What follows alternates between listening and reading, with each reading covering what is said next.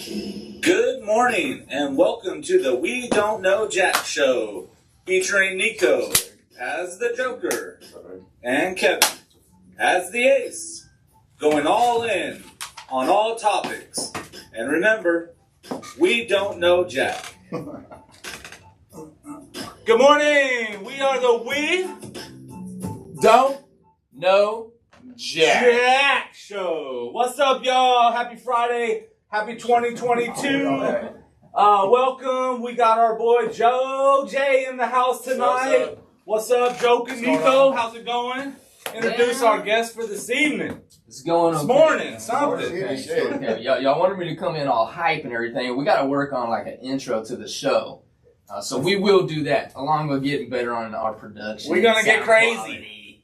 But any case, we got our boy Joe J in here today. We've been wanting to have him on for quite a while. Joe, say hello. What's going on, y'all? Thanks for having me on. Appreciate it. Waiting on this paycheck when y'all gonna pay these things out after the show and shit. And then appreciate the craft services. Yeah. You know, we on point here with that. Yeah, you just keep looking in the mail. It's coming. Yeah, right. Yeah. Shit, you know what I'm saying? Maybe you get some residuals Wait, later. I mean, we get on a loop ring or some of those other cryptos. Throw that shit my way. Everything's tanking right now. I'm good to lose some more money. I forgot cryptocurrency guys here. Crypto Kev. Yeah. Man, so I'm glad I didn't invest too much because I'm losing my ass right Dude, now. I'm fucking upside down so big. That Man, you guys were sending text messages like, look how much jack I'm making. Hey, man, I was doing all right for a minute there. And then, I'm not that bad right now. I'm about 20% down, but I've been buying Bitcoin, hoping I buy all it's the low. dips. It's low. Yeah, buying all the dips and everything like that. But, also rolling with all the dips too. Losing, $5 to $7 grand every fucking 48 hours. So that's nice. Can't do it, man. I've never been able to gamble, and I see like. Aren't you married? Straight up, man. That's the biggest gamble you know got, what? bro. Roll the dice. Straight up. Roll the Straight dice. up. No, man. I don't know, man. I just plus I'm a miser. Kevin calls me a miser. Yeah, I Nico's hoard definitely what I a miser. And You start with those designer sunglasses on, man. I know you come out of pocket big. have. just to let you guys know too, we bring comedians on the show, but I'm gonna give props to Joe. He's probably the funniest dude that I know. Appreciate it. So he's gonna be kicking jokes too. Kevin said that to about 3 people on the show. You gotta go with what you know. You gotta go get in there. We don't know Jack, but we know that shit. Let's go. Man, before you came in, me and Kevin were talking about trying breast milk. I don't even remember how that subject matter came up. It's because y'all out of creamer in the fucking fridge, man. That's It what's might going have on. been today. creamer. We're talking about some hazelnuts and titties, whatever. Yeah. Get on it. First of all, hazelnut, I don't get it. It's what does it taste like? Is it just a nut? I don't know, man. I mean, Hazelnut seems weird for so many people to be like. It's got to be the #1 creamer out there, I think. It is. But I mean, I say like, it. but the whole coffee game is weird on that shit like that. It's like you think about it, it's like the dope game. It's like we can go to Colombia, we get a couple kilos of these beans, we're gonna grind them up, we're gonna sprinkle a little water on that shit, we're gonna sell it to these white people for like $8-9. I mean, that shit's crazy, dude. Man, I and then love y'all throwing some fucking like $8 milk in that shit. The fuck out of analogy here, is man. great The fuck out of here. The analogy is so great because my wife is addicted to hazelnut creamer. Like when we start getting low, she starts making plans 3 or 4 days in advance to get to the HEB, man. And I'm telling her to buy 2 or 3, and she goes, then they'll expire, but we're going through it. I'm pretty sure like hazelnut creamer doesn't expire for like 3 months. The powder or the... No, the one you get in the freaking... Man, I go and I see the creamers, and all of them say, like, March. They like say March 2022 right now. Okay, so yeah, we're blasting through them quick, So I guess we can handle it. Does it blast through your intestines? Not mine. I don't drink it. I drink some other stuff. Well, hold up, but you gotta be on the powder creamer? No. I don't know shit about I'm talking that. No, about I'm not on. I'm not on liquid powder. creamer. I'm on liquid, but I buy pumpkin spice and I buy I stock the freezer. Do you wear Uggs and them Yeah, skirt too? I wear those. And I drink my pumpkin spice. I buy a bunch and fill the freezer up. Finger like This this. fucking Out of a fancy, man. teacup? Fancy. Out of a teacup? I'm on pumpkin spicing it up over here. So obviously I've tried breast milk. I told you. Yes. But what I was telling Kevin right before is like But who's breast milk? Nicole's breast milk. All right, Yeah, when she was breastfeeding the babies, like my children when they're younger. You have to say They're Nicole. 5, 6. They're 5 or 6. Mom, why don't you go put on that red thing? I'm a little hungry today. I was like, man, I want to try this stuff, And I was thinking, I was like, man, I'd like to try it right off the nipple, And anyways, I tried the milk. I'm not gonna tell you how I did it, but I tried the Through a milk. straw. You just did. Through a big straw, and Man, there's so many jokes It is. there, bro. I'll leave that shit alone. I go to work the next day and I'm telling my boss about how I tried this breast milk. He goes, "You're a rookie, man." He's like, "I'm 3 kids in, man. I'm way ahead of you, 10 years older." He's like, "Everybody does Yeah? it." Yeah. Well, you know. Everybody does that. That's some funny stuff. It is. Breast milk makes the best creamer. Tears make the best lubricant. You know, whatever you want to Well, go with wait. that So you shit. said you weren't going to tell us how you did it. Did you do it in coffee? Because I know you're kind of a. Oh, clean no. I almond. just drank it straight, dude. You just went straight Just for it. straight. Just straight. Hot milk makes me I'm just throw going to up, ask bro. you, off the boob or did you pump or what? Yeah, I did both, man. Okay. I So did you both. just Try it both ways. I did. I You even can't that sucked shit it or out. something I even like that? sucked out the nipple that the little babies get, you know? Jeez, that's a lot. That's a lot to Yeah, take in. yeah.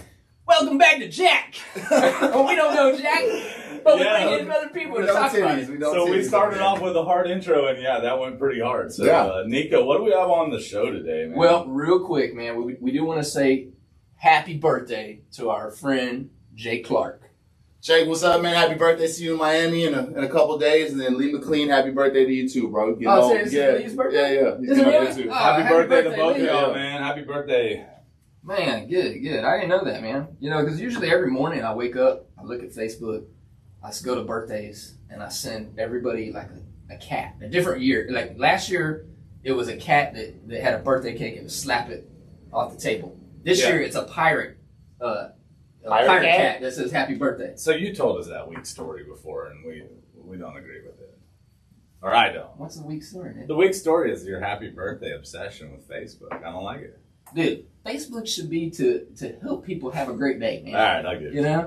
Fellas, I have a great. That's just to ruin people's day, bro. Some curated ass bullshit. Yeah. Straight up. You got anybody on it like that? I'm seeing you from like you still in high school working that 9 to 3 fast food job. Get the fuck out of here, man. That shit What's wrong with sucks. that, dude? I'm gonna jump in real quick because I'm a fat boy gets hot, but I'm gonna go ahead and show my shirt. Karate yeah. Kid. Macho. It's And I don't back. know The if new you watch season's it. out. Oh, I'm do you watching watch it. it? Oh Okay. yeah, dude, I'm in it, man. We're Man, I binge had the watching. kids watch the first 2. I've already seen all 3. I'm waiting for The for fourth them to drop. watch the 3rd one so we can watch the 4th together. Big Johnny Lawrence fan. What's going on? Dude, he's awesome. He's the best thing of that show. I love the show. Yeah, he is the best thing of the show. But 3 and 4 have gotten kind of Power Ranger with the karate. little kids and Yeah, stuff. so there's a lot. Yeah, bring it back to more of those guys. You know, like Yeah. I only watched one Eagle Fang episode. karate. You know. I watched one episode. And they Eagle threw Fang. some kid off the stairs and he broke his back, and I was in. I was invested. And, That was like the 3rd Yeah. season. yeah, it was something like that. And then the girl I was talking to changed the password because we broke up, and that was that. Oh You know? man, too bad. You can have my Netflix password. Is it? It's. We'll be able to put all that information in the description so Yeah, you right. guys can see all that. Give me the We'll all cash watch app. under Nico. Hey man, I saw this story this morning. Clinton Portis, who played for the U, running back. Any case, You still repping Miami? yeah, man, I love Miami. You know why I love Miami? Leon Lett. No, back in the late '90s to early 2000s, man. I got The Leon way Lett that you born got side. on the team was with your 40-yard dash time, but it was while carrying a flat screen or a big screen TV. You know?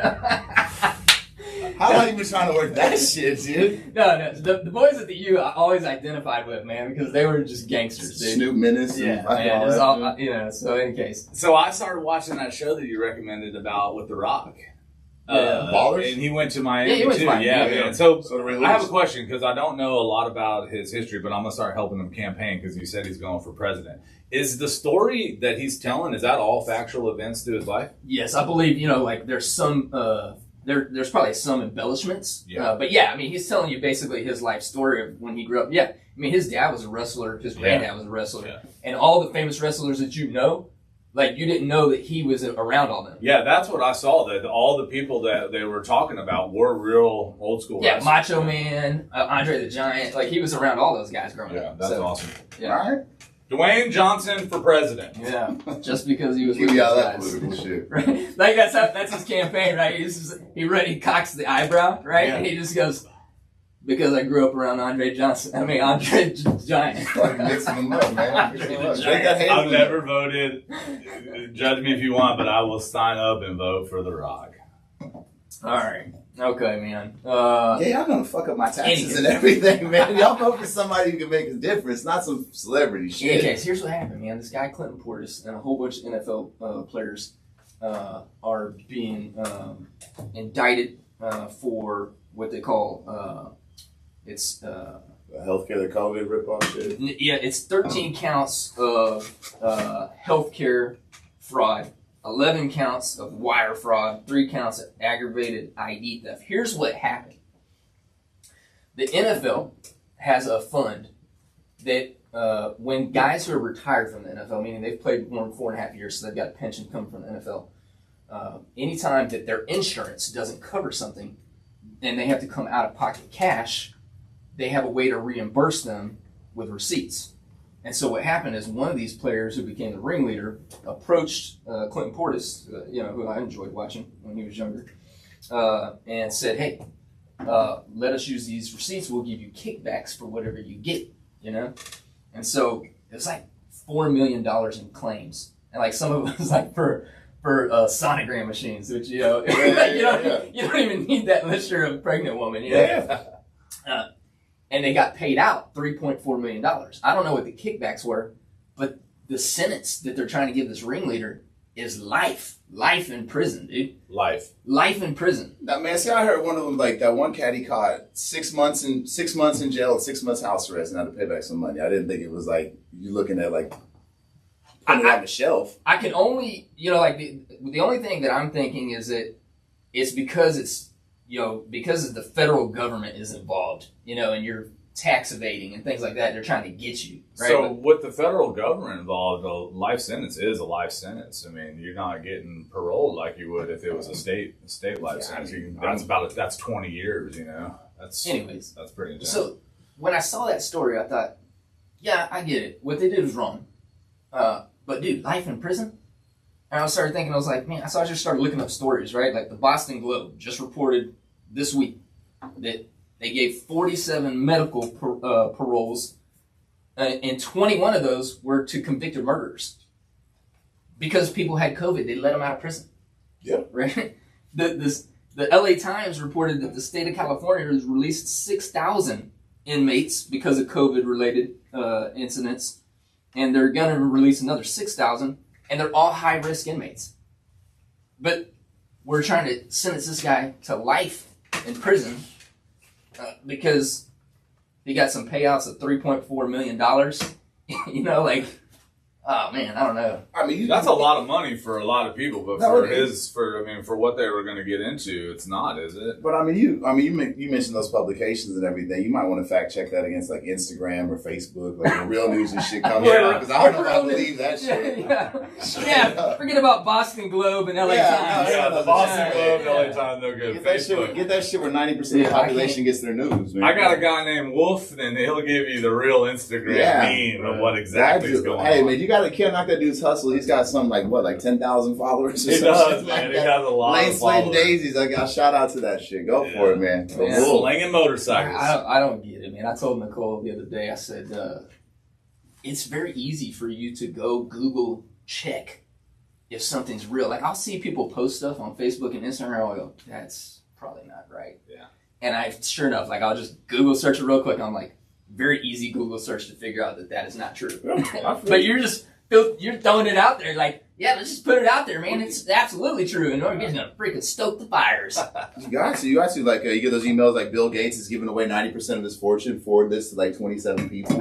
Man, so I had a guy tell me that's not. Well, yeah, half the reason I'm not rich is because fucking I didn't forward them chain letters like when we were in high school and shit like that. I heard Bill Gates shoot your shots, and this guy told me sent me this video, and it was Bill Gates in 2005 found a gene that makes you believe in God, and they were going to vaccinate people to make them not believe in God. It's called being white and middle class. Well, I sent it to my mom, and she sent me right back this whole, like, every single Google search that it was fake. Yeah. And the guy that told me believed in this, man, and I haven't decided if I'm going to send him the link to let him know. Don't ruin that dude's day. I shouldn't ruin it? No, let it go. With the truth? No. The truth just fucks people's mornings up, man. Hey, you know what we didn't do? We didn't welcome in, and they can only hear us, right? I can point it to the screen.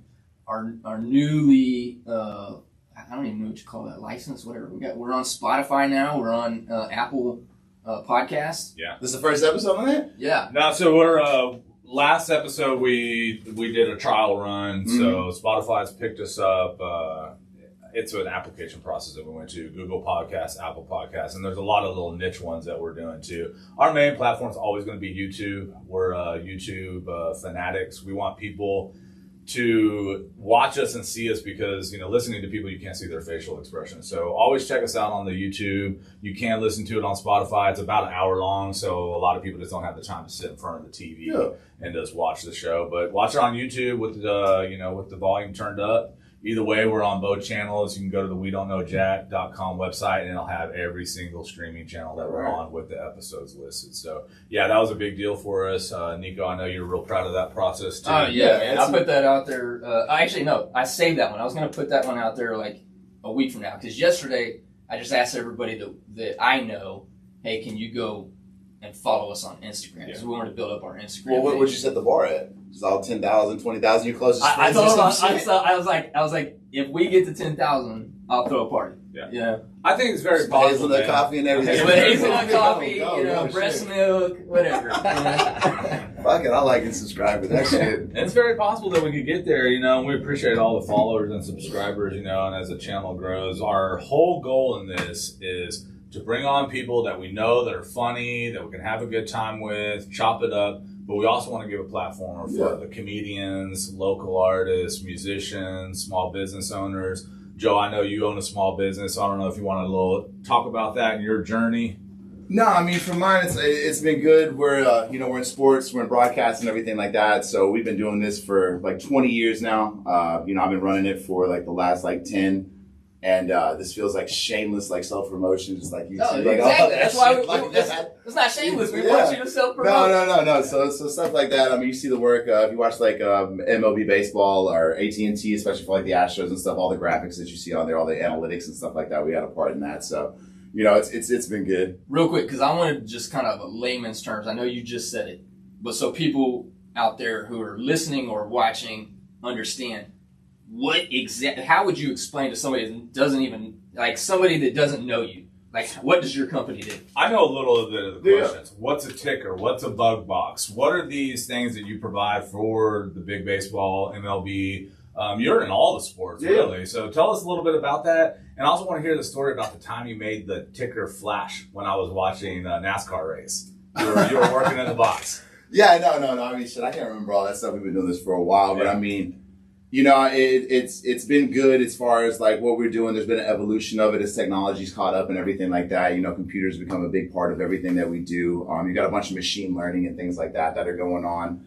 MLB's done a great job with like StatCast, PitCast, HitCast, where there's way more sabermetrics and analytics where you can like kind of tell stories on it. What we do is mainly like kind of take that data, put it in an agnostic form, and then make it like human readable to where like you can disperse it. But I guess the easiest way to say it is like if you watch like the little clock and score at a game or like home runs and all that shit, like we're involved in all that. Yeah. We actually, that's our platform. It's our proprietary engine. We do all that. So if I'm watching TV and like I see the score come up on the bottom, that's somehow your company's involved in that. Yeah. So for us, it's we interface to like MLB's ActiveMQ network, which I don't even know if I can say that shit. And then we pull it back and we put it on the buttons and all of that stuff. And we display it. So it's like, one of the new features where you see somebody hit a home run and it shows like their, the exit velocity, the assumed distance, the velo, the TVL, all that stuff on that. So 115 to 120. So we've been involved in all of that stuff and like the process on it now. So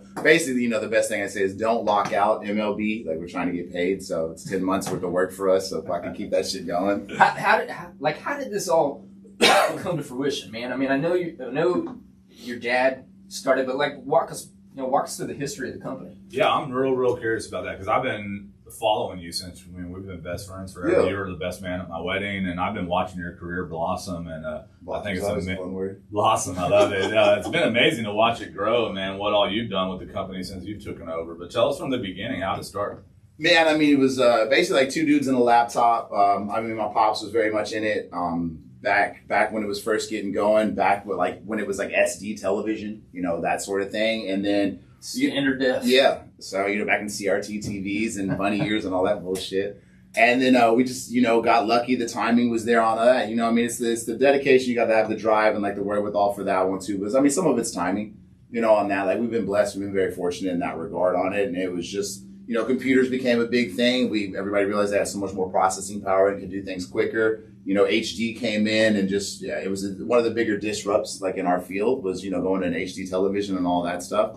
So we got to be a part of that. And then now, you know, with sportsbook gambling becoming legal in like states as it comes, you know, across all of that, that's the next biggest disrupt. So like that's a big focus for us too is, you know, sports gambling? Yeah, sports gambling and all of that stuff. You know, one of our bigger clients like, you know, Sinclair Valley Sports, you know, Valley's the casino, that group out of there. And, you know, it's just that pushing all that content to it. What would they have you do? Like, I mean, because I know, obviously, if I'm watching TV, I can see what you're doing there. But in a sports gambling situation, what would you do? It's like if you watch it, it's you know, we show like the open markets on it and everything like that. So if you're watching like a game that's coming up like Tex or Astros versus, you know, Dodgers, and you see like the open line, it's, you know, plus 120 for these guys, minus, you know, the run line, and then the over and under and all that stuff. So where would you see that? No, you'll see it from the bug. You'll see it like inside of the ticker across the bottom, you know, or like in an L bar situation. So I'll explain it a little bit more layman's terms. If you've ever watched sports, you've seen TV graphics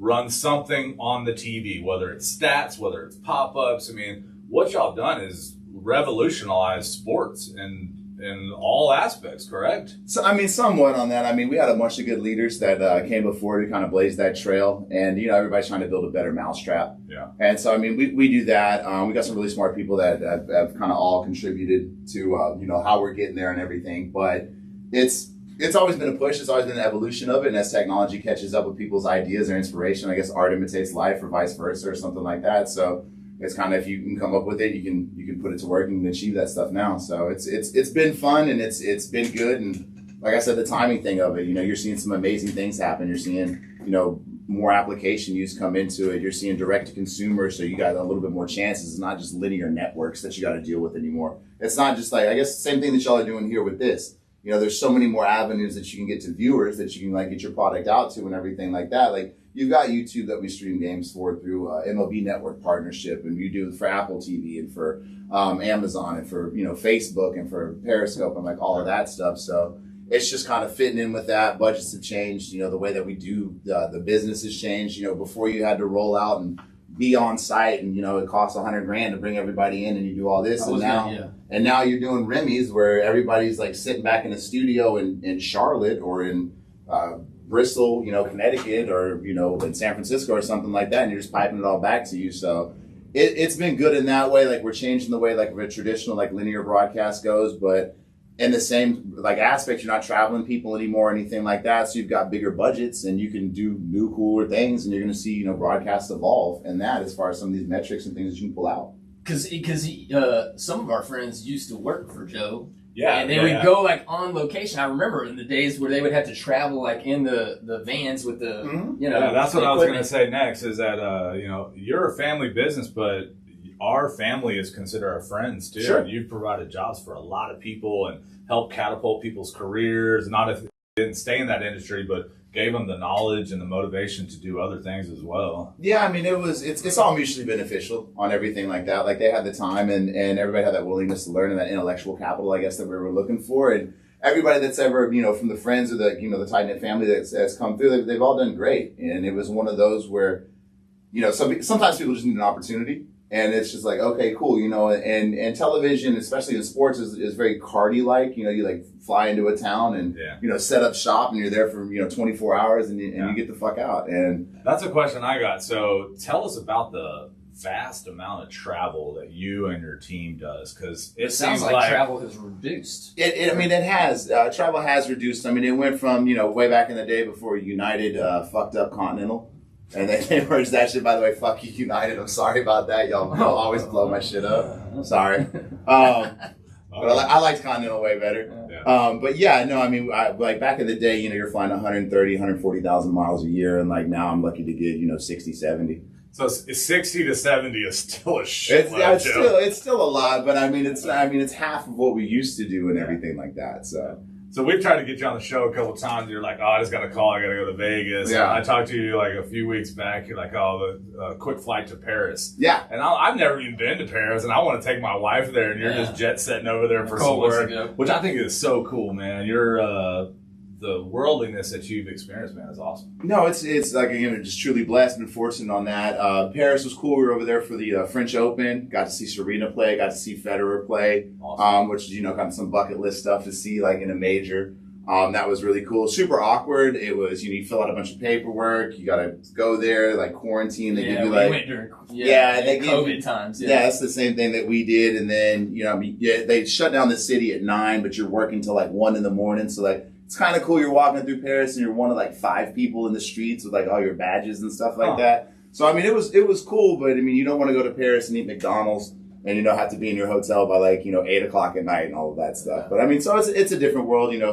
All of that. COVID's impacted everybody, and the way that we're all kind of getting around it and getting to it, and on this kind of mobile workflow and work from home and all of that, and just keep it moving. McDonald's. A Royale with cheese.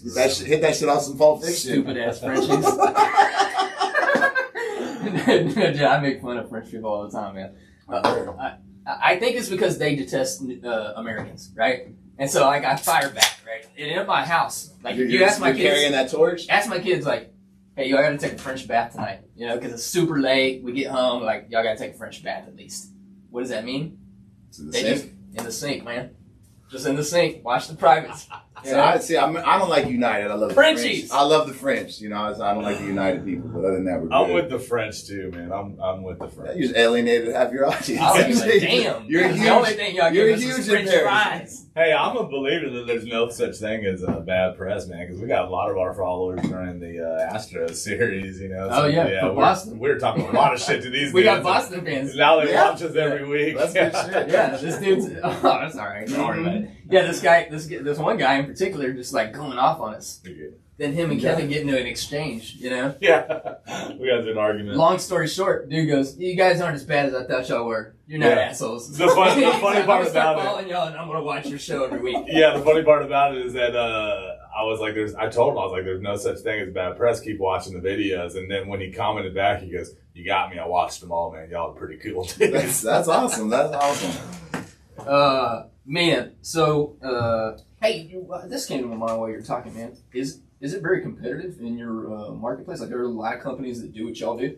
Yeah, I mean, there is on different aspects of it. We're more of like a custom software house, so we design like really custom made to order like solutions and things like that. But you've got big players, VizRT. They're huge. They've got a big global footprint. Their products are amazing. We partner on some projects together, so we're not necessarily competitors, but we can do a lot of the same things. Our biggest competitor, and they're a huge guy, and they grow by acquisition. I'm never going to say their name, but what I'm saying, they're writing, big they're writing big 8-figure checks and all that. Like, they're the biggest kids in the room. But for us, every dollar that we make is a dollar that we take, and we're keeping score that way, and it's worked out all right for us. Yeah, that's excellent, man. Like Kevin said, man, we love watching your success. Yeah. No, I appreciate that. Do you have any other endeavors that you're going? Because we talk all the time about being entrepreneurs. You're like one of my kind of like guru people that I share my success with, and vice versa. What else you got going on besides TV graphics? No, I did that. We did some oil and gas stuff. That was cool, but no offense to that industry, it's super archaic. Those people still want to be writing things down on paper, so trying to like automate and do things like that has been what it is. And then with the way that the world economy is going right now and everything like that, it's people are always like tightening the belt. So oil and gas we venture into. We've done a couple things with like medical fields, auctions, a couple other things on it, and then just personally, like we were talking about earlier, just losing money in crypto and trying to be a Robin Hood on some stocks and fucking that up. Nice. Well, shit. Enough about business, man. Let's have some fun, dude. You got a flashback story? Let's start getting. Yeah, I mean, so let's tell some jokes. I like to tell flashback Friday stories, especially when they involve like the people that are here, right? And so I did talk. I told Joe there was 2 that came to my mind. We'll see if he wants to tell one of them, but for sure. In this one, Joe's a player in the story. So really the story is more about me, but I appreciate you at least putting me in there. That's a nice segue. here's what happened. One of our buddies, I think it was Donnie, right? Donnie was having his bachelor party at the fucking Fantasy at Plaza. Fantasy, which is a butt naked club here that lets you bring your own alcohol. Mm-hmm. Like, not many places do that except for high class places. Only in Texas. The butt naked. The butt naked, man. So we're at Fantasy, and we got we must have like 10 car deep, you know? Yeah. 34 people in each car, right? We carried a keg in. Yeah, I bought that cake. I was Yeah, 17. I was 17 years old. 17 years old, bought the keg. But ice dry or something. I don't know that like any of us Turbo were. Dog. I really don't know that any of us were old enough to drink yet. No, I don't Yeah. think so. And nobody's even old enough to get married yet. I mean, straight up. Nobody. Shout out to Donnie. Yeah, shout out. I was like, why are you doing We were this? like, I was man, this is our first bachelor party. let's go. It's Tuesday. We're at the Fantasy Plaza. Why are you getting married? She ain't even pregnant. And you're just doing this? Like, that's crazy, man. Man. They still together today. Shout out to y'all, man. I know. Yeah, they stay together, man. That's Yeah, awesome. you know, Well, hopefully they'll still be together after you finish this story. Yeah, Yeah. the story doesn't incriminate them or him in any way. Yeah, I know. Just kidding. Yeah, I mean, I'm sure she knew he was going to the strip club, you Who know, doesn't? butt naked. Yeah, they lived in a one-bedroom apartment. I'm sure she missed him. I'm sure she knew he was out the house. Anyways, man, we're at this butt naked club, man, and so we're all getting just trashed, just drinking off this keg, man. At one point, Joe actually fell down the stairs. Yeah. And they're like, "You gotta get your buddy out of here." And I think that's what sparked us to leave. No, we were doing that stuff, and there was some pharmaceuticals involved and everything like that. And it was like one of the last cups off the keg, and we're going, and like I start falling, but the cup's in this hand and the red leaf's on this side, and I was like, I'm gonna take it on the dome. Just ripped it down like some Home Alone shit. Fell down the stairs like that, and I was like, who the fuck pushed me? And there's nobody but Nico at the top of the stairs and looking down, and these fools are like, y'all got to get out. So me and I was 100% there for this one. Yeah, so me, Nico, and Jake, who we said happy birthday to earlier. We're in Jake's car. Yeah, we get kicked out. We go up front there, and we make it, get back on 45 and looking to loop back around. And So the reason we're back on I-45, famous freeway coming through Houston, is because what they decided was like, okay, well, we got kicked out of this joint. Let's go to this other club. Now, this was just actually a club, not a strip club. Let's go to this other club downtown. So we're in like a caravan, 10 cars deep, driving down the freeway. And we're weaving in and out, Everybody is, all 10 cars. But Jake pulls right in front of a cop car. And I knew it, man, immediately. I said, dude, you're going to get pulled over. And sure enough, woo! yep, hit him with the berries. They freaking get pulled over. Dude doesn't even ask a question. Pulls Jake out of the car, puts him in the back of the cop car. Just suspected drunk driver, whatever, Comes back to the car, asking some questions about Jake. Jake's trash. He shouldn't have been driving us. No. I mean, he's the most responsible 16-year-old we knew, or 17-year-old at the time. So in any case, Joe, to his credit, is trying to hide something that Jake had in the car. Yeah. Because we don't want to get arrested, and honestly, like I'm on probation, so I can't get arrested at this time. Cop comes back.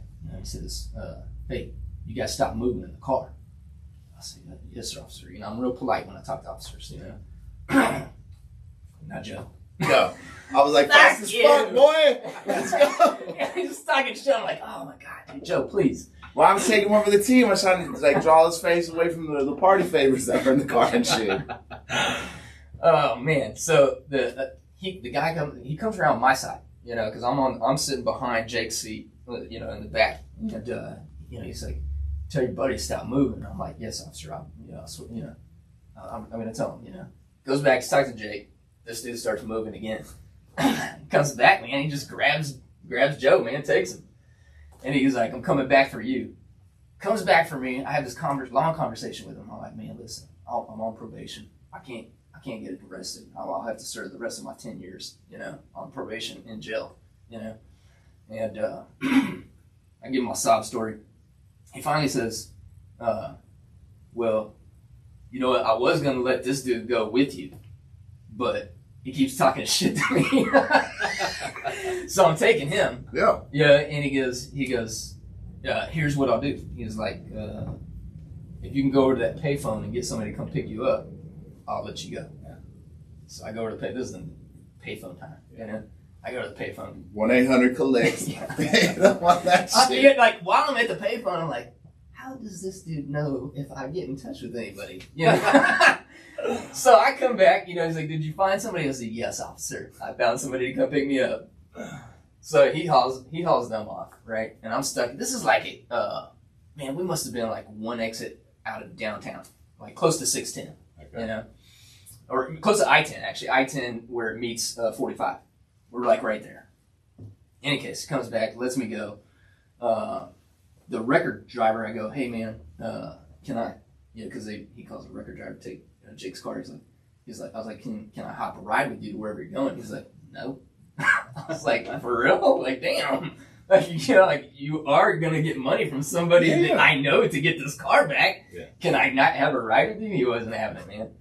So I decide, you know what I should do? There was this girl up at Fantasy who said, if y'all don't leave, you can come home with me. And when I said, nah, I'm sorry, we gotta go, she was like, well, if you make it back up here before 1 o'clock, she was like, you can still come home with me. And so I was like, you know, plans change, you know?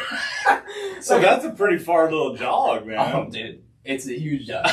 And I was like, I can't walk it on the bottom down there. It's too unsafe. So I'm gonna walk on the freeway. I walked on the shoulder of the freeway, and when I got to Cross Timbers, I turn around because I hear just wheels screeching, dude. And I look back, and this car's coming from like the third lane of traffic all the way over to the shoulder. Yeah. And I jump over those barricades. I jump over into like some oleanders, like the bushes that are right there on the side. Oleanders. They smashed into the freaking barricades, spun out, and freaking got run over by an 18-wheeler. Fire! Just immediately, the car blows up. And I come walking up, but this time, there's just cars have all stopped in all lanes of the freeway.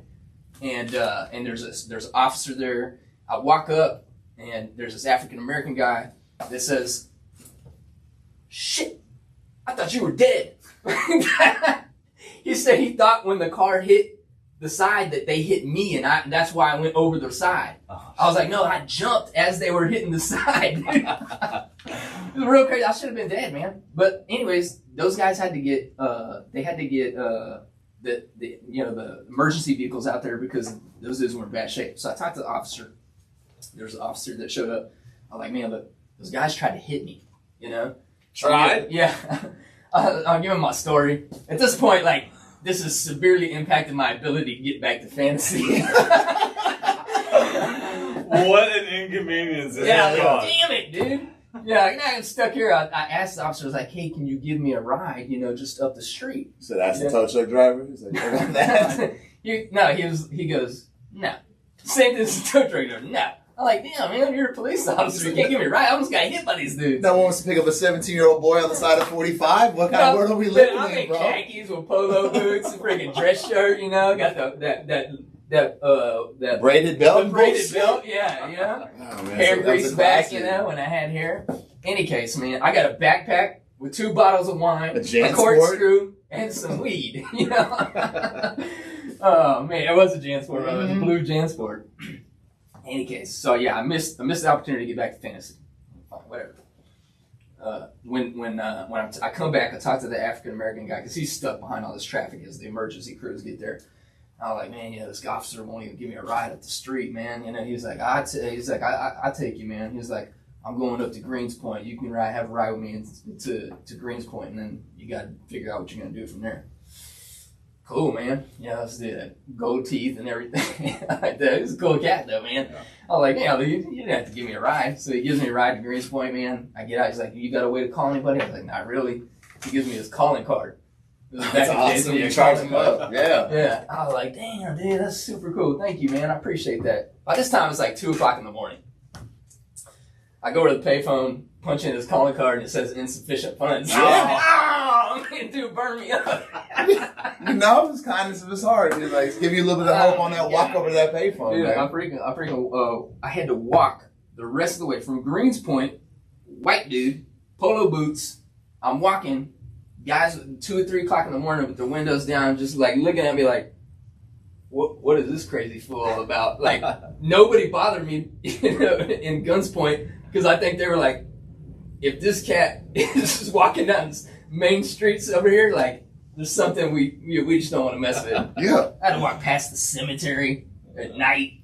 Finally got to Celebration Station, called a friend and said, this one is like 7 in the morning. I was like, dude, I'm not walking anymore. Come pick me up. No, I mean, that night sounds way worse than mine in jail, so you know what I'm saying? You killed that. You know, I'm sorry you had to walk. Man, That's I'm glad terrible. you didn't die from the car accident, but there was 2 things that were different back then. One, you knew people's phone numbers. Oh, yeah. Yeah. If that happened to me today, I might be able to call my parents. I think you might have the same number that you've had for 20 years, but besides that, 911 is the only other one I could call, and there was no fucking Ubers. No. As soon as I went to sleep, I get a phone call. It's Joe's mom. Yeah. And she's like, She's an unhappy lady. she goes, do you know where Joe is? I'm like, oh man, I was like, I think he got arrested. Then Joe's dad hops on the horn and he's like, can you come show us what we need to do to get him out? So I had to go over to Joe's house to help his parents get him out of jail, and it was the day of the Super Bowl. Yeah, no. So I stayed at Joe's house that night just to watch the Super Bowl with him because he was grounded. Yeah, I was grounded as fuck. And like, it was like that, man. It was a bust because, so we go to jail, we do all that stuff, and we're getting out, and they separate me, and like, I'm with Jake, but they put, some flamboyantly gay dude in between us. And I was just like, all right, I'm gonna check all this out, see the back and forth on this. So they go up, and you see the judge through the TV, and they're talking to Jake, like, when did you get in? He was like, I don't know, like 6 in the morning. They're like, all right, well, you got to serve 1 more day. Like all of that stuff. And like, boom, they're banging back, the gay dude goes, and then I get to go and everything. And then when did you get in? I was like, man, like 9 p.m. last night, bro. Like, that's when they got me at the Kroger's at 9 p.m. It's all good. She's like, time serve, you get out of here. Go to leave. Robbie, he pulls up in the Lois Lincoln in H-Town. Lois Lincoln. To pick me up on that stuff. And by that time, he pulls up and he's like, yeah, your mom called and said that I can give you a ride. So I have to, like, my folks come to get me. The only reason they knew is, I guess, because they got a hold of you. So yeah. I appreciate that, man. That was good looking out. Good looking out. Yeah. By that, I mean you got me in trouble. Yeah. He's in jail. He would have never got found out. Yeah, no, Yeah, you could have just shut your mouth and it would have been out the next the day, next man. day. Like rolling in the Just Lincoln. came back in and everything. The best part about that is like checking out of jail, and I shit you not, they were just like 1 blow pop, $87 in ones, and 1 rubber chicken. Because you know what I'm saying, we were at high school that day, and like you could get those the rubber chickens with the sucker on that shit. So yeah, that's what I had for lunch. That's taking the fuck up out of that thing.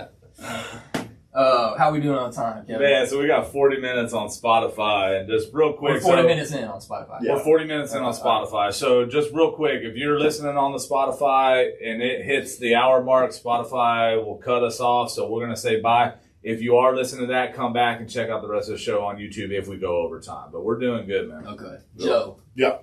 Do you mind telling us the Arnold Palmer story? This is the Arnold Palmer story. Yes. All right. Man, so I was like 22, like fresh out of college and everything like that, just getting into like the workforce and everything, and like just starting to travel. Excuse me. So, and obviously, what I'm saying, I like the drinks.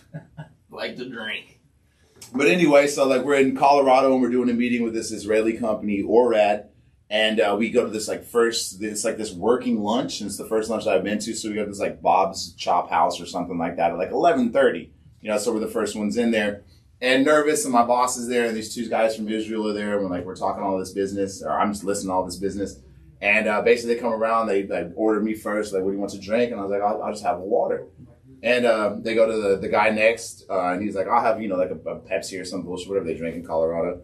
And then Drinking that nasty Pepsi. yeah, that shit's terrible, man. So United and Pepsi, fucking holler at me. So anyway, so they finally get to my boss, and my boss is like, I have an Arnold Palmer.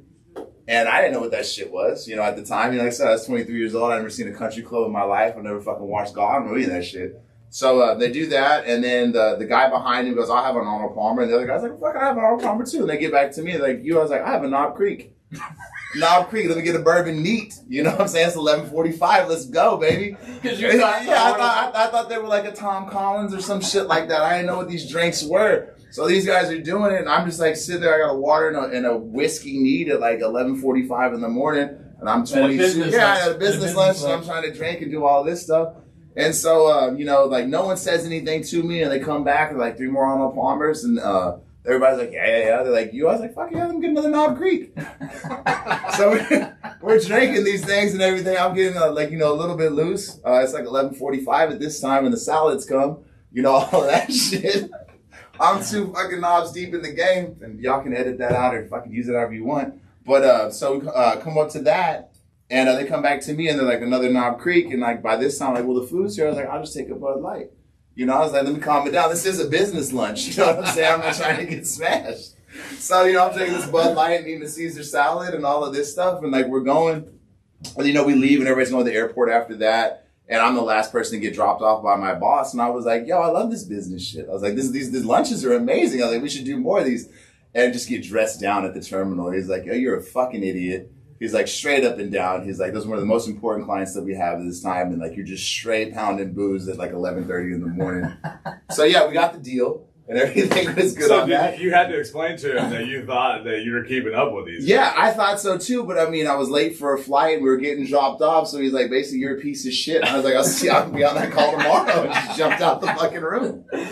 The Arnold Palmer story. Yeah, no. Man, I would love to hear the opposite side of that story. They probably thought you were just like a straight up G, man. Yeah. Look at this guy, man. He's just killing them. Doing everything that we want to do at 11:30, just pounding whiskeys and fucking not making sense and everything. So yeah, it was good. That's awesome. Hey, who's the most famous? I know it's probably sports related. Who's the most famous sports star you've come across in the line of industry? Besides Nico. No, I mean, run that 40-yard dash. No, you get to meet some very, just great, charismatic people, and it's not the same personas that they have on the field. Like Troy Aikman was great. He was good to meet. That like Terry Bradshaw was super cool. The most nervous I think I've ever been is like Michael Jordan owns a racing team like Jordan Racing for like Superbike.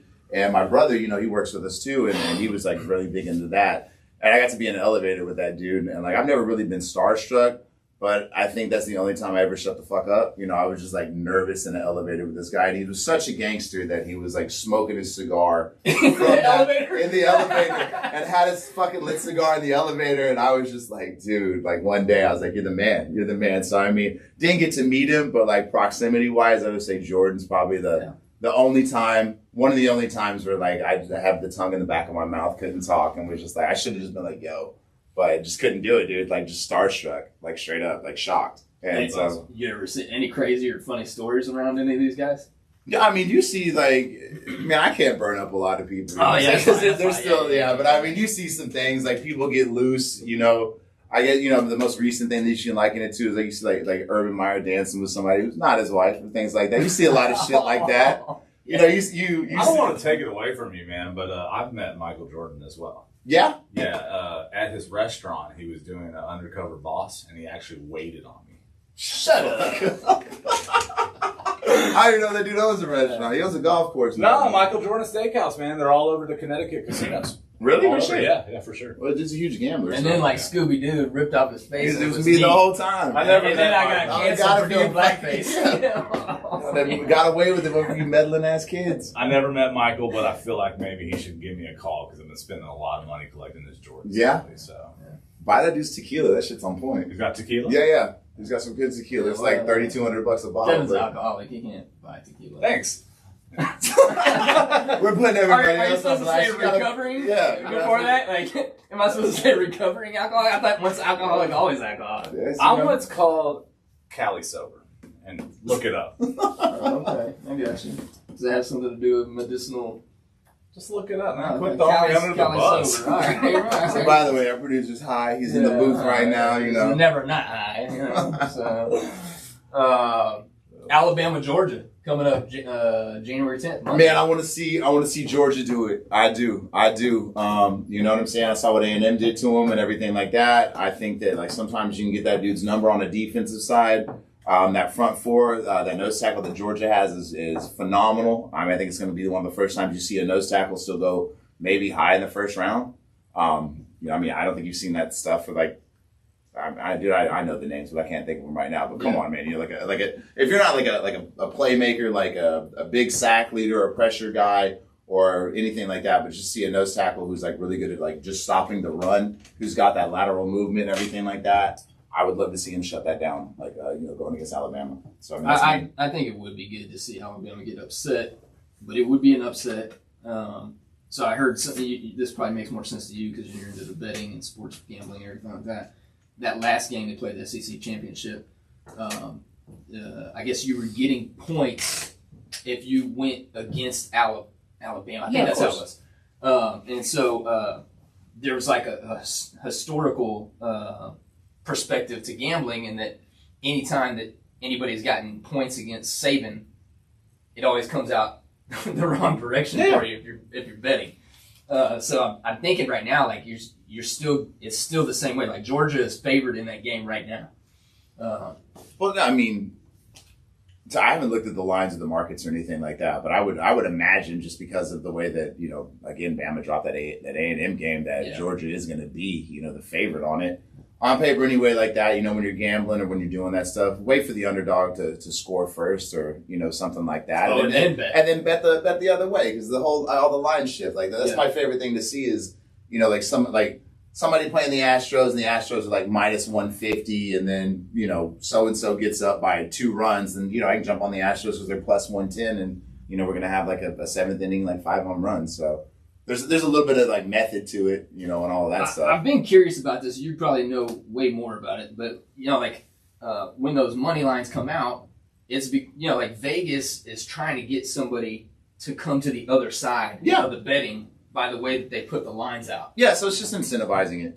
I mean, that's what's going on there. It's if you've got and you're taking money off of the table, what I'm saying? It's not really a coin flip. I guess that's the wrong way to say it. But like, if you've won all your games and I've lost all mine, the only way you're going to get me to bet on me is to give me, $300 to every $100 that I bet and stuff like that. So, I mean, you can go that route and you're going to be like minus blah, blah, blah, blah, blah. But if I can score twice on you in the first half and you got 0, then the line's going to shift. And then I'm going to bet on you anyway because I know you're going to win in the second half. Is the line shifting because so many people are coming onto it, or because Vegas is like giving them the incentive to come onto it? Yeah, no, it's just fading the book. So basically, there's the book on it like that. So if everybody's betting super heavy, on this, then they're going to incentivize this because they've got to pay these markers. They got to pay these bets if they go. So it's like that. I remember when the Bears were going, and this was like 2000. I don't forget when the Bears won the Super Bowl. But it was going the other way so hard. I had a friend of mine out of Philly who was a bookie, and he called and he was like, "Man, I'll give you like 5-1 right now if you'll do this." And so, I mean, laid some bets on that, and they ended up coming through on them. So, you know what I'm saying? For every $100 I was betting, I was winning 500. So I won like 1,500 real quick. Or maybe the Bears lost that game out. Yeah. Man. So, what's it like? You guys get to go to pretty cool events too. Yeah, man. Yeah, I know. Fortunate on that one. Like I said, the French Open was a huge blessing. Like, that was great. Indian Wells is great. Like, if you're into tennis, which I never was, but now I'm a super fan. Like, tennis is cool, man. The events are cool, everything like that. The Kentucky Derby. I mean, that's definitely a bucket list. I would recommend everybody go to that. You guys went. Yeah. Do the big hat and everything. No, man. We just actually some That's clients. just ladies. Yeah, basically. You should have pressed. I should have. I mean, what's going on with this one and everything. I wore a seersucker suit and fell down in a puddle, so it was cool. Oh. Yeah. No, at one point, like, we're there and there's all these guys, and my boss is with me, and he almost gets arrested, and it's like 3 a.m. in Louisville, and you can't say Louisville, it's like Louisville.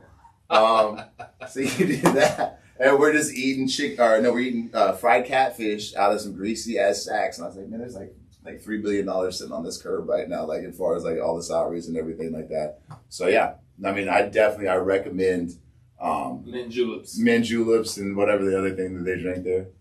All of that horse piss. The freaking Louisville reminds me of what. So I used to love Dave Letterman, and he would have those skits where most of the guys do. They'll walk down Hollywood Boulevard and like interview somebody. Yeah. But he would grab teachers. He wanted to grab teachers. Hey, are you a teacher? And he'd get some teachers. And he'd have, I think it was Paul Schaefer, the band guy, that would ask him the questions. It's Raining Men? That you, Paul Schaefer? With the piano tie? It's fucking awesome. Yeah. So I was going to come with that. It's my favorite song. He had this lady, I think she was like a 6th grade teacher or something like that, history teacher at that too, and he says, he asked her the question from the studio, and Paul's there with the microphone. He's like, the capital of Kentucky, do you pronounce it Louisville or Louisville? And she was like, oh, it's definitely Louisville. He's like, It's actually Frankfurt. I've seen that. Where are you from? Mexico. It's actually Mexico. Yeah. Oh man. You mean down in Veracruz? Yeah, that's true. Picking oysters out of Veracruz, no doubt. That's awesome. Yeah. So, hey, Joe, you got any New Year's resolutions? Oh man, work-life balance, and I guess that means just like be able to get out of work in time to hit happy hour. I mean, straight up, man. The 8 o'clock happy hour is already done. That shit sucks. These drinks are full price. Yeah, no shit. Dude, just some work-life Hey, balance. Sergi, that's a novel idea, man. Post happy hour. Reverse happy hour. I think he already does that. Yeah. He runs happy hour all the time. No, Sergi's a smart businessman. He's like, open a bar and invite a bunch of drunks and serve cheap drinks. You know what I'm saying? I mean, it's a time test. But man, he hits him with that steak, man. I'll be looking at these steak pictures. I'm like, damn, I need to come up there just to it's the eat. same fake ass steak picture. We do the same shit at mine. My steaks at my bar look like the same steaks as Like Sergi's bar. we're gonna have the Jack Show steak picture. Yeah. Man. It Yeah, is. so I've eaten his steaks. They're really good. And he is an awesome businessman because when crawfish season comes out, he pisses a lot of people off in the bar industry because he takes a loss on the crawfish. Yeah. We do that People too. don't understand loss leaders, you know, and that he's like, man, I'm making as salty as possible, and they drink so much it doesn't matter. The crawfish I can give away for free if I had to. Yeah, so we're gonna plug it like that. Scary Canary, Chris Sergi's bar, and then I got a family bar. We got Pier 30 if you're ever down in Freeport, Lake Jackson area. Tell us a little bit about Pier Yeah, 30. because I always forget about this. Yeah, tell us Yeah, about Pier no. 30. So Pier 30 came to fruition. Basically, my pops, he was running like some outfitter bait shop and everything like that. Me and my brother went to Costa Rica for reasons, and we were doing some shit over there. Oh, okay. And we were hanging out in these bars, and Thomas is, you know what I'm saying? Like he's like real hands-on guy, and he was looking at it. He's like, I want to own one of these. I'm like, you're gonna own a fucking beach bar? I was like, that's lofty, but good luck, big guy. And then my pops moved his business over into this new building, and my brother convinced him. He's like, hey, just give me 600 square feet of this. And so he did it, and my brother built a bar. And it went from, the bait camp was making money, and then the bar started outperforming it and everything like that. And then my brother had a conversation with my dad, and he was like, yo, shrimp die. You know what I'm saying? And then they're half fucking price. Like, these beers stay cold for like a year. We're going to be all right. He's like, we're in the wrong business, man. Like, straight up. So, Science is for pussies and shrimp die. Yeah. That's our new slogan. That's Science it. is for pussies and shrimp die. So, and you yeah. should open a bar. So no, he does that and everything. And I mean, at some point, it just outperforms and he takes over the whole building and all of that. So, I mean, it's a good time. I mean, with the crawfish business, same thing. Yeah. On that, we do a couple 100,000 pounds of crawfish, every season. So, How did that business do these last 2 years because of COVID? man, it was it was rough, but I mean, you get ingenuitive and everything like that. Like we're serving drinks in a Ziploc bag that's not considered open by like Texas, or you're serving like airplane bottles like with like to go orders and stuff like that. So I mean, it was cool. It was definitely, everybody took a hit. I mean, I'll give props to government, I guess, which I never like to do, but like as far as like some of the things they did for the restaurant industry or for like the service industry, as far as like PPP and things like that, like it was a good thing. I know we all paid for it. It came out of the tax man, but it was a good thing. They did help it out, and they kind of remember some of the little people like us who were just like, hey, we're working for $2.15 an hour, and we're like off of people's good graces as far as like tips and things. And when you don't have that tip kind of economy or income, then We've talked about that, about the waiter wages. Like, people need to know a waiter makes $2.13, $2.15 an hour. So they do require tips to survive. Yeah. Everything's electronic now, but back in the day when I used to wait tables, I used to never enter in my tips, or I'd enter in like $10 for the Nobody day. So I'm going That's to the tell fucking you perk. exactly what happened. You caused the $2.15 because people were doing tax evasion by not claiming their tips, and Mr. Bush, the younger one, changed that law. Yeah. But I had to do that because you can't survive if you're making $2.15 and putting your tips on the book, and then you get taxed on them. So then you were post $2.15, yeah. Yeah, well, plus you Before got that. shitty friends. If you're actually logging that stuff, you like, cause come on, man, you're a waiter, like anything like that, or like a bartender and everything. Like everybody's in that industry. Everybody's a fuck up. Let's just be honest. You know what I'm saying? Like you ask those questions, like, yo, what are you doing here? You're 50. Like, I started when I was your age, at 17 and shit. You're still, ooh, man, you're that's still a silver partying, ring. just still partying and doing all of that stuff. But yeah, man, you got to keep going like that. Oh man. What else you got on this piece of paper? LA Fitness, LA Times. Yeah. Nico is notorious for the paper and the paper stacks. I want to see some paper stacks. You're on the live desk. You got anything else on that list? Wait, what's up? What's up? You got any travel plans? Y'all been asking me questions and shit. Y'all do anything this year? Traveling, whatever?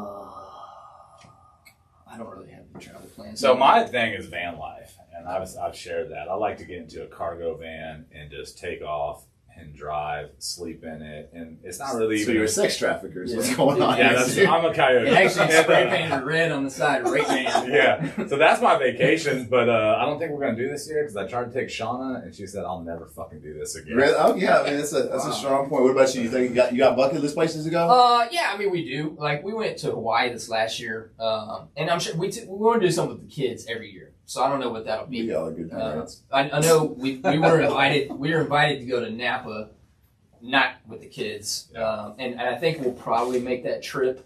What you got? Rich friends you ain't telling me about? Who's going to fucking? I do have rich friends that I'll tell you about. That's true. I'm gonna cut in real quick. Spotify, we're out. Check us out on the Spotify, YouTube. thank you. Check us out on the YouTube channel. Yeah. We don't know Jack.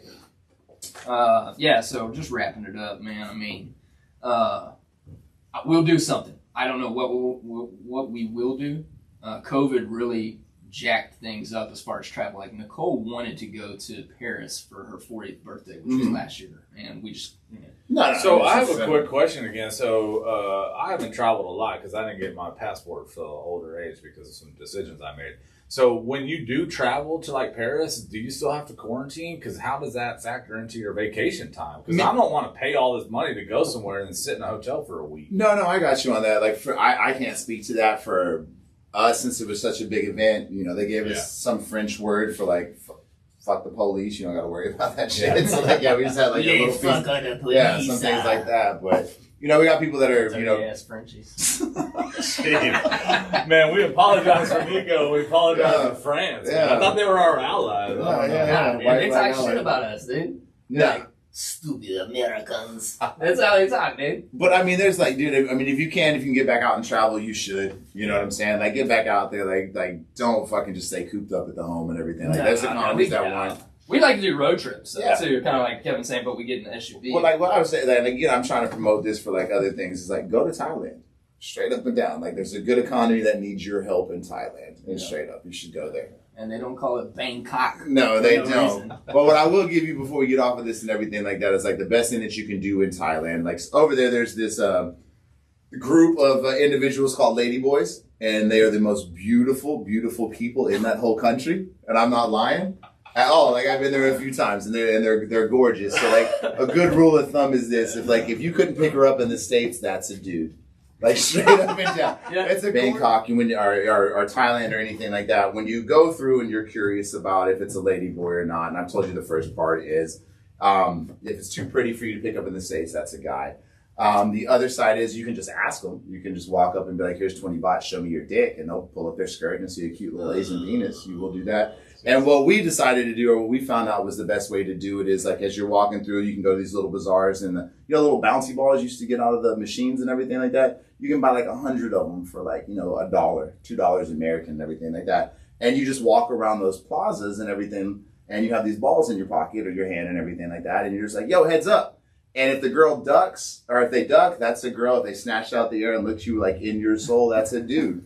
So for $1, you can figure all of that out. You can just toss balls at these lady boys, and you'll see what's going on. It's not only $1. It's $1 gives you 100. 100 tries, man. Yeah, 100 tries. I'm gonna try your luck. Find you a cute one. Oh, man, I might have to do that here in the States and see if that works. It might work out. Man, I remember Greens Point at 2 in the morning by the payphone. See what happens. one time. I used to when I was a senior or not senior. I was actually I was a junior. But Yeah, we've known each other all 7 years of high school. Yeah, I was fucking awesome. I spent 3 years in ninth grade. So, any case, I had early dismissal. I was supposed to be on a work deal. Work release? Is that what you're gonna say? Work release. Any case, I'm sitting there, and this is back in the time when Geraldo's on, and I'm getting blazed, dude. But I got to come back up to the school to pick up Frank and Mikey, and so man, I'm getting blazed. I'm watching Geraldo, and I'm like, oh shit, man, this bitch is fine, man. I might have to jerk off to this TV, you know? RuPaul? It's all dudes. It was all dudes. They were like, surprise! These chicks are all dudes, and I was like, ah! Yeah, Yes. Tricky. Now it's out there. You said it. It's out. It's in the ether. It's in the world now. That's a good Christian man. That's back when I was a freaking. That was back when I was back when I used to do stuff like that. Oh man, so guys, I've had a great time, but we are getting close. Yeah. to the hour mark, man. So Nico, why don't you take us out? Give some shout outs. Joe, give us an outro. Yeah. So we appreciate Joe coming on. He's been wanting to come on. We've been wanting to have him on. We knew that the timing was an issue just because he's so busy. You know, so many things going right with his company. We're appreciative of him coming here.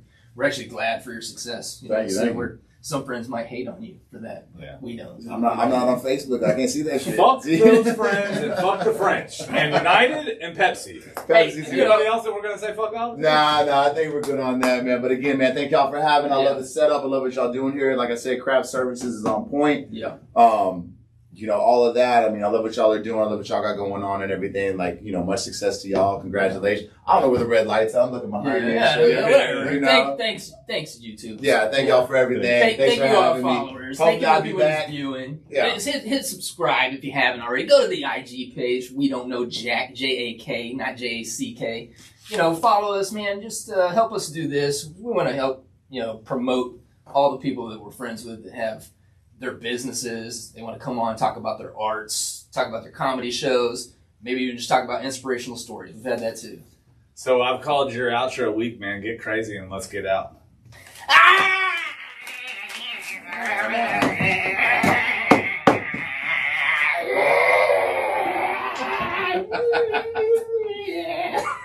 Bites you on the fucking side. I was still weak.